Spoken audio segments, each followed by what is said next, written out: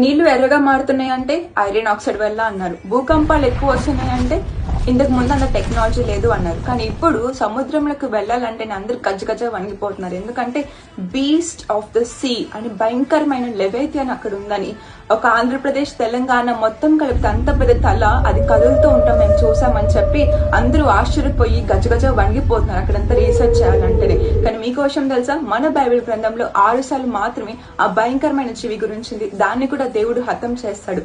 సృష్టిలో ఒక జీవి ఉందంటే దాన్ని ఖచ్చితంగా సృష్టించిన సృష్టికర్త ఉన్నాడు. మరి దాన్ని అంతం చేయాలన్నా ఏ న్యూక్లియర్ బాంబ్స్ దాని వల్ల కాదు, కానీ దాన్ని అంతం చేయాలంటే దేవుడే దిగి వచ్చి దాన్ని అంతం చేస్తాడని యోబు గ్రంథంలో మనం చూసాము. కానీ మీకు విషయం తెలుసా, పైనున్న ఆకాశమైనా కింద ఉన్న భూమి సముద్రమైనా మనల్ని టచ్ చేయాలంటే పైనుండి ఆర్డర్ రావాలి.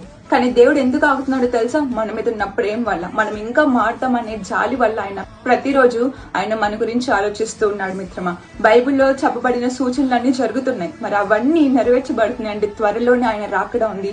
Jesus is coming soon. మన జీవ గ్రంథంలో దేవుడు అనే పదము, గాడ్ అనే వర్డ్ 6800+ టైమ్స్ రాస్తుంది. ఇంకా మన దేవుడు ఎంత పవర్ఫుల్లో మీరు ఆలోచించాలి. Praise lord.